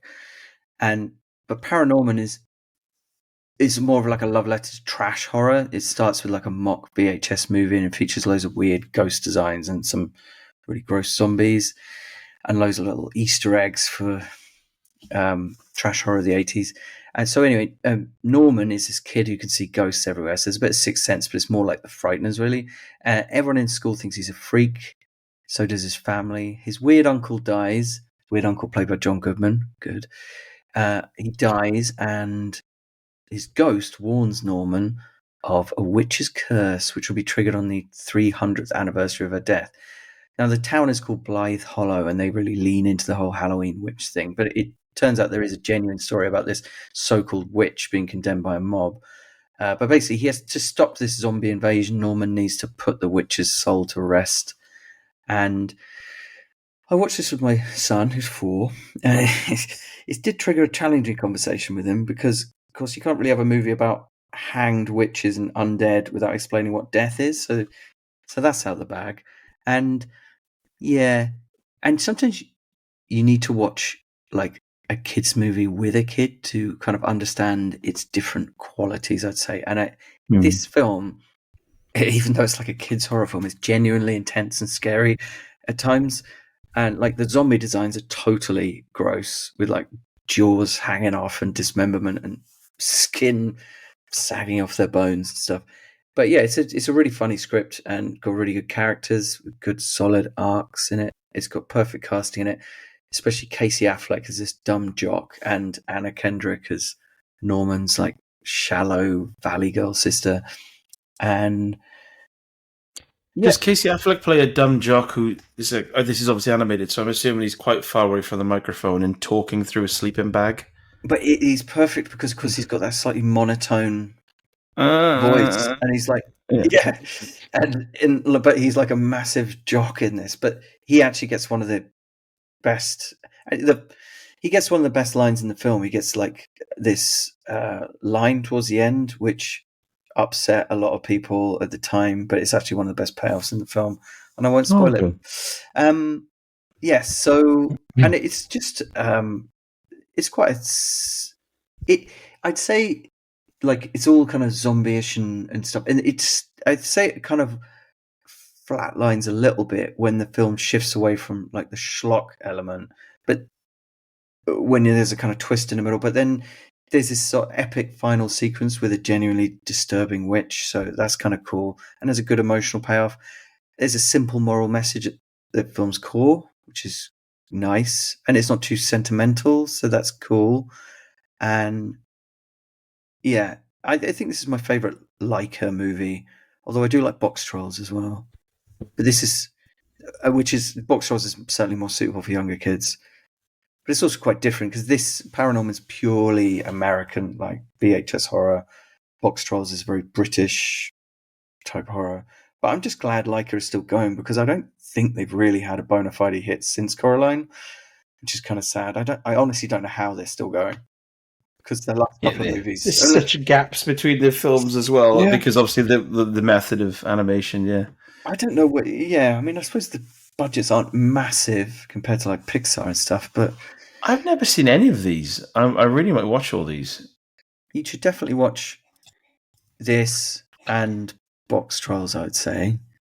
Not Coraline. Is that because of old Neil? Oh, my trousers fell down. Gaiman. No, I just didn't like Coraline quite as much myself. I just preferred. I like the reference points in ParaNorman more. I think it's just a more enjoyable movie, and then shitty American horror. That's where that comes from. But Box Trolls is like I like that because it's got that kind of British humor element to it, and it's just a bit scuzzy. But that's amusing. But yeah, I think they're going back to horror with their next one. What did your son make of this in the horror aspect? Loved it. Although he does have a tendency now to keep saying "kill the witch," which is pointing at your wife as he says that. Or what? I'm sure he completely understands what that means. But yeah, he loves it, and it's good because that means I can gently ease him into getting totally freaked out by films. Yeah. Also, just wondering, with the Neil Gaiman thing, do you think those guys whose trousers accidentally fall down, like, did they do it in front of other guys? Just imagine if he met Greg Wallace and both their trousers fell down at the same time, or is it exclusively with women that this happens? I think it's just with the chicks. Topic for another podcast. Yeah. Yeah. We should interview all these people and say, when your trousers, have they ever fallen down in front of another man? Like, have your trousers ever accidentally fallen down in front of a 300-pound bodybuilder? Or is it always in front of women that you're like in charge of? And it's like a direct underling, for example. Yeah. I'm just going to say, are you talking about approaching the subject of death with I've obviously got a 4-year-old as well. And it was, look, Faye's mum passed away last year, and having to explain that to my son was, hand on heart, the hardest thing I've ever had to do, ever. And it's a moment that will live with me for a long, long time. But then the flip side of that is how, like, I explained to him that, like, werewolves, zombies, and vampires, they're not real. So, like, he's like, oh, well, they're not real. So he can watch stuff, and he's like, oh, it's not real. When you're dead, kind of thing. But the other day he said to me, we got a cat called Bukowski, and out of the blue he's playing with his Hot Wheels, and he said, Daddy, when Bukowski dies, what will happen? And I said, well, we'll probably bury her in Nanny's garden with the other pets, and we can go and say hello, and we have to think about her. She'll be in our thoughts, and we can think about her. We'll have lots of pictures and videos, and she's been part of the family. Did he then say, that's not what I meant? He then said, so when Bukowski dies, can I get a guinea pig and call it Cool Dennis? I was not expecting that. And he sang Cool Dennis. Can I get a guinea pig and call it Cool Dennis? And I said, yes, that can happen. And I will never not refer to him without singing his name. So, yeah, that's the future sorted for my family. Yeah. That's what the Roberts Evans clan is up to for the next few years. It's more like planning ahead, really, like planning Bukowski's replacement. Yeah, and that's what type of animal. I did say, he was like, would we get another cat? And I said, well, you can't just replace things. It doesn't work like that. And that's when he was like, it was like he was waiting for me to say that so he could say, oh, this is where I strike with my guinea pig, Cool Dennis. So yeah, tickled me. But I will watch ParaNorman, especially if, like I said, you with your son, you explain it. My son is like completely on board with death. So he did ask me, I know this is going slightly off topic, but really quickly, he did ask me who created the world. And I said to him, well, I said, some people believe it was a big explosion called the Big Bang, and then there was like science, and then, the world is here and we live in it. And said some people believe that someone called God made it. And I said, those people are wrong. I said, Daddy doesn't believe that, but some people do, and he was happy with that. That seems diplomatic. Yeah. Yeah, those people are called cunts. No. Yeah, it's so funny. I'm so blasé about everything that I just think everything washes over. It's like, oh, Dad doesn't seem to care so much. Just teaching him indifference. Yeah, to the truth of the world. I'm of the Eddie Hitler vision. I said, you're born, you keep your head down, and you die if you're lucky. So yeah, but no, ParaNorman. It's been a good conversation piece, this, and I will watch it because animated films, like we watch a lot of Scooby-Doo, because they're quite good, and yeah, this feels like it would fit nicely into that groove. And there's loads for like adults to enjoy as well, because like Norman's like ringtone is like the Halloween theme tune and stuff. It's just nice little Easter eggs like that. Right? Did you say you have to pay for this? I did pay for this, but I think it's gone pretty cheap. Oh, I'm not watching it, mate. No. Yeah, not fucking paying for it. Jesus. I think it's actually free. No, you can watch it for free on ITVX if you don't mind the odd ad. Oh, there we go. I've watched ITVX. It's surprisingly like how often like decent films pop up on ITVX. It's worth keeping an eye on, or iPlayer even. In the UK. Yeah, but the adverts, you'll have, call a plumber now, 0800 665 333. Now back to the movie. Call a plumber now. And you're like, okay, right, there's adverts here, aren't there? If only you could click a button that says, I already called a plumber. I'm good. Yeah, my toilet's fine. I will say it wasn't too intrusive when we watched it on ITVX. It feels like this is the kind of film that would be right for sequels. Yes. But yeah, they don't seem to. That's true, actually. You'd think that they would do like. They would try and like. I don't know, keep themselves afloat with a Coraline or a ParaNorman sequel before they started losing money on all their films. But there you go. Pixar know that to keep the originals going, you've got to keep knocking out the sequels. Don't you? Jesus. Toy Story 8. Toy Story 5, baby.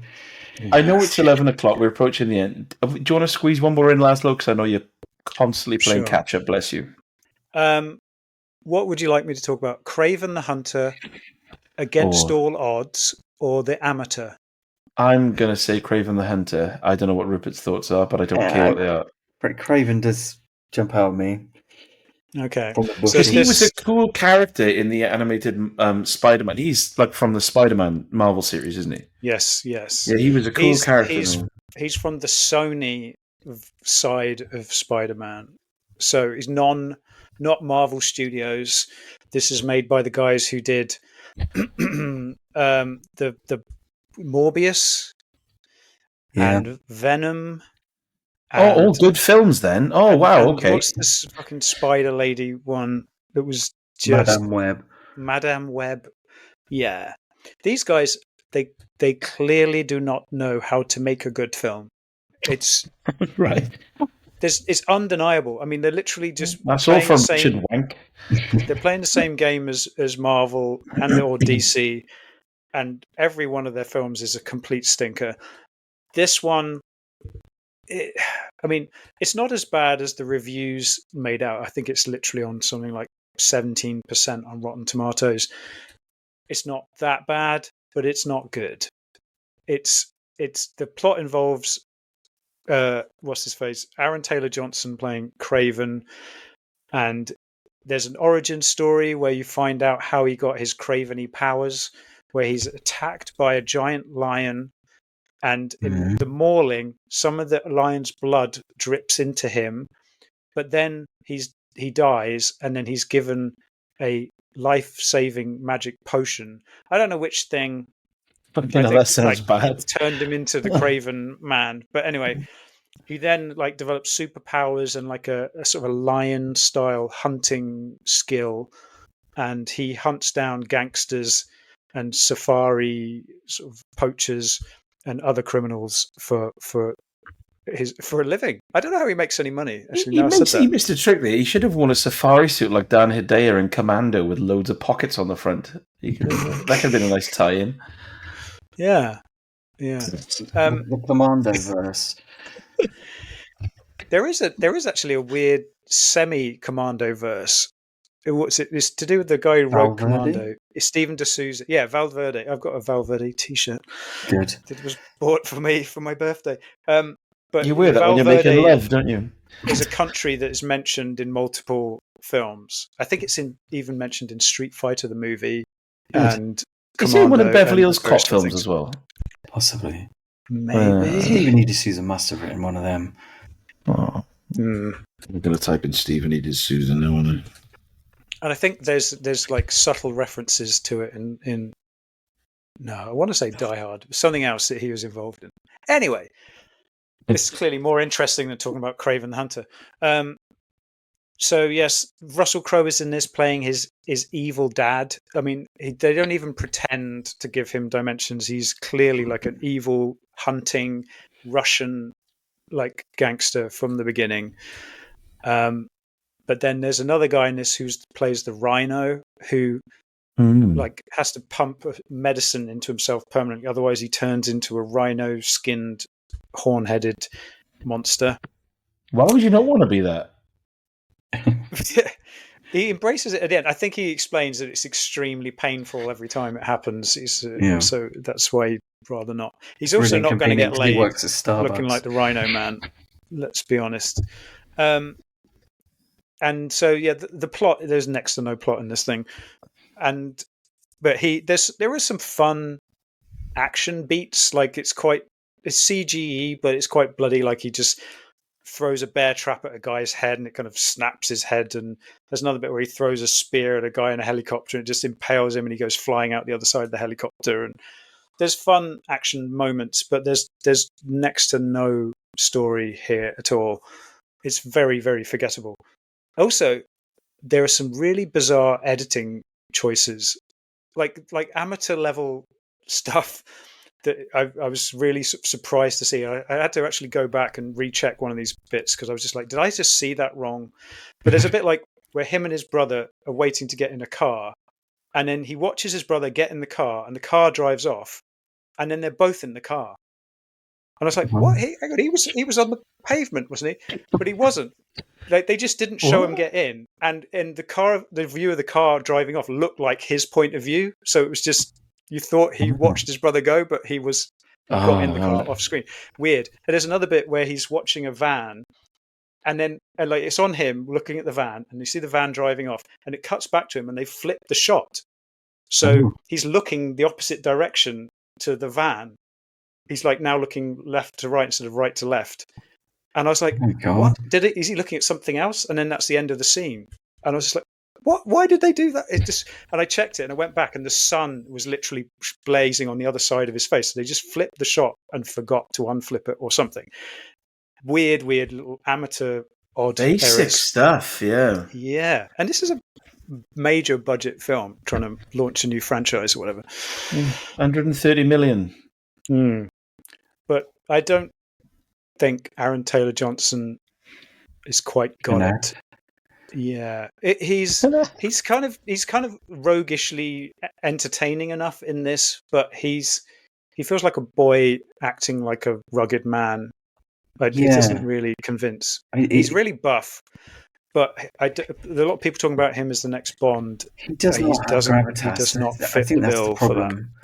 Yeah, he worked in Kick-Ass because, well, he was a boy, and also because the whole point was he didn't have gravitas. I suppose that was part of the joke. Yeah, but now, and it was the same as he was the weakest part of Nosferatu as well, and that was the film that convinced me that he really hasn't got it to be the next Bond. He's got the look, maybe. Yeah, he does a permanent sort of frown, raised eyebrow thing. It reminded me of Henry Cavill, where he can't stop frowning at everything, but it's like a sort of half raised eyebrow frown, if that makes sense. So he's got a wrinkled brow, but he's looking at you like, what are you talking about? You know, he's trying to do a crossword in a different language while having a shit. Exactly that. Yes, nailed it. I think he's going for like a wry sort of stare or something. But anyway, he does it all the time. It's one expression. It's 10 out of 10. Denis Villeneuve. Is it Denis Villeneuve, or however you're going to? Do you know we've never said that man's name correctly? Right? What's it? Or Denis Villeneuve. Villeneuve. That's a Formula One driver, isn't it? He's directing the new Bond, isn't he? Right? Yes. Yeah. In a few years' time. Yeah. Right. He's making Dune 3 first. Right. But I suppose, I don't know. There's no evidence. Yes, Denis Villeneuve. Okay. So he put, because he's going to put everything into the Bond movie, because he does put everything into his movies. So is he going to put Aaron Taylor Johnson into it? Unlikely. Is he fuck? No. No way.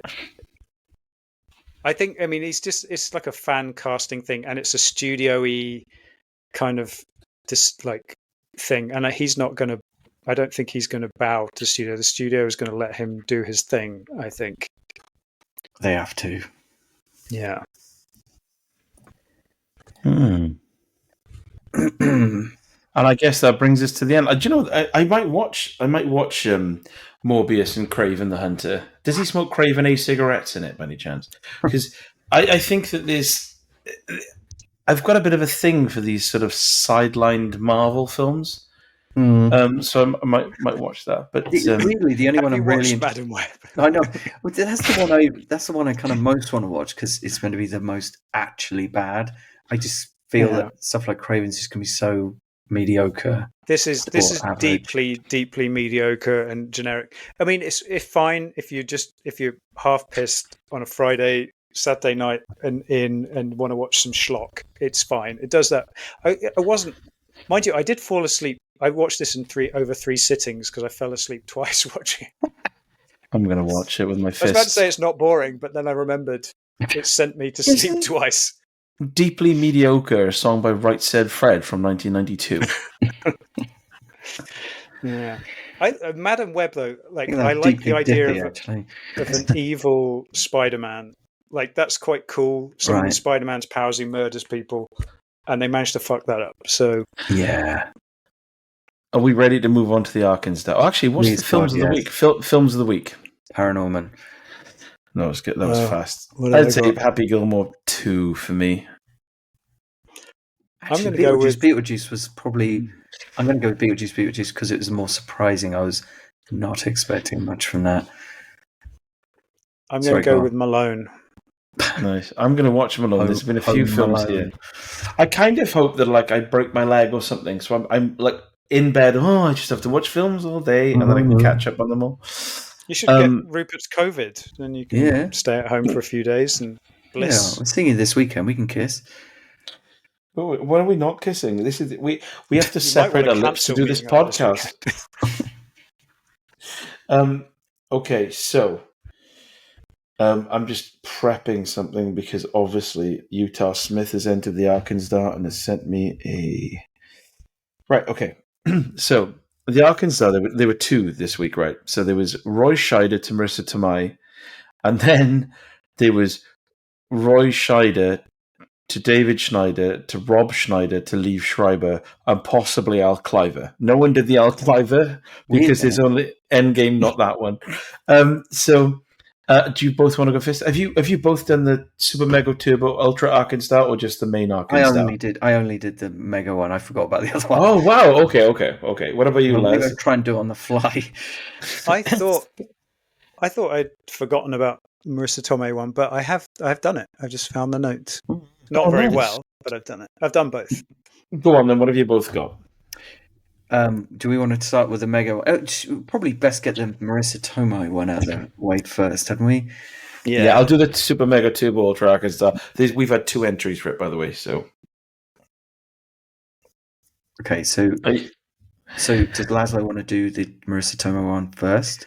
Go on then. Okay. Yeah, we'll do the normal ones. I've got a 4-stepper for that. Yeah. I feel like this could have been no better, but anyway. Roy Scheider was in Jaws with Richard Dreyfuss, who was in Red with Bruce Willis, who was in Pulp Fiction with Samuel L. Jackson, who was in Spider-Man with Marisa Tomei. That's really going through the stock. I know. Ensemble I literally cast included there. Red and Marvel in there. I'm so sorry. So that's the 4-step. We've got Dave Chod said Roy Scheider was in The Punisher with John Travolta, who was in Wild Hogs with Marisa Tomei. So that's a 2-stepper. Max said Marisa Tomei plays Spider-Man's aunt, and I recall people saying that she was too young for the role, but that's only because she's a burner. She's 52 in it, which is comfortably old enough to be Tom Holland's aunt. Just realised there wasn't actually an entry, but thought I would just say it. Just wanted to mention that Marisa Tomei is, in fact, a burner. Yeah, she's a complete burner, yeah. Okay, so now, Rupert, do you want to... We've got Dave Chod and Max came in again for the Super Mega Ultra Turbo one, but what have you got under the bonnet? Okay. Right. Roy Scheider is in The Rainmaker with John Voight, who's in Mission Impossible with David Schneider, along with Tom Cruise, who's in Legend with Tim Curry, who's in Home Alone 2 with Rob Schneider, who's in You Don't Mess with the Zohan with Adam Sandler, who's in The Wedding Singer with Drew Barrymore, who's in Scream with Liev Schreiber. Wow, beautifully done. 7 steps. Okay, so I've got Max had an 8. I was obviously the creator of this Super Mega Ultra Turbo ArkinZ'Dar. An 8-stepper to kick things off. We'll try and shorten it. # he didn't. So in Liev Schreiber's case, I only know this is such a conversationalist entry as I'm reading it. In Liev's case, I only know one film he's been in. So that's just the preamble, right? So Roy Scheider is in Marathon Man with Dustin Hoffman, who's in Rain Man with Tom Cruise, who's in Mission Impossible with Dave Schneider. Tom was also in Vanilla Sky with Cameron Diaz, who's in Charlie's Angels with Drew Barrymore, who's in Scream with Liev Schreiber, and The Wedding Singer with Adam Sandler, who's Happy Gilmore 2 with Rob Schneider. Because yes, it's another fucking callback. So that's an 8-stepper. Dave Chod came in. I don't know how many steps this is. I'll count along. David Schneider was in Mission Impossible with Tom Cruise, who was in Rain Man with Dustin Hoffman, who was in Marathon Man with Roy Scheider, who was in The Rainmaker with Matt Damon, who was in Good Will Hunting with Ben Affleck, who was in Sum of All Fears with Liev Schreiber, who was in Movie 43 with Anna Faris, who was in The Hot Chick with Rob Schneider. I need a drink, and I need to stop staring at my DVD function. So yeah, an 8-stepper. So you've got it with 7. So you've Wow. actually won for the first time in 105 episodes. You haven't been a turd for a change, Rupert. So that I've must got be a nice. 7 as well, if we Ah. want to bore the Oh. audience to tears. Please do. Yeah, go on. So Liev Schreiber was in The Manchurian Candidate with Denzel Washington, who was in Crimson Tide with Gene Hackman, who was in The French Connection with Roy Scheider, and also in The Firm with Tom Cruise, who was in Mission Impossible with David Schneider, and also in Minority Report with Max von Sydow, who was in Judge Dredd with Rob Schneider. The Curse of Earth. I remember him in that. Yeah. I think that's 7. It's confusing when you're going like Tom Cruise was in this one with that guy and in this one with that guy. Yeah, it's trick is just to count the movies. Yeah, and that's the only way. Anyway, we're all winners when it comes to linking those fuckers. except for whoever got 8, who's a loser. Total loser. Next time we're going to talk about the things people said was, the worst TV show you would watch in captivity. We just haven't got time for that today. I do apologise. But so, what's the ArkinZ'Dar for the next one? Catherine O'Hara. Adam Sandler. Come on. Catherine, I literally couldn't name anything other than Home Alone. No, I never thought of one other. But still, that's hard. Maybe that's and one fine. we've mentioned today as well. So, Catherine Adam O'Hara. Sandler to Catherine O'Hara, or are we going to do? Oh, that feels like it'd be too easy, doesn't it? I don't know. Adam He's been in it. I think maybe we need something a bit. How about Burt Reynolds? Burt Reynolds to Catherine O'Hara. Beautiful, absolutely beautiful. So, this is the end. This is the end. We'll do another one hopefully a little bit sooner. We've got next time we're going to talk about the worst TV shows to watch in captivity. And I feel like there's only one way I can end this podcast, and that's to say, what happens? What do you call it if a load of giraffes collapse on a road?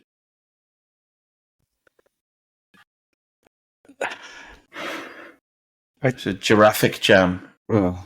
A giraffic jam.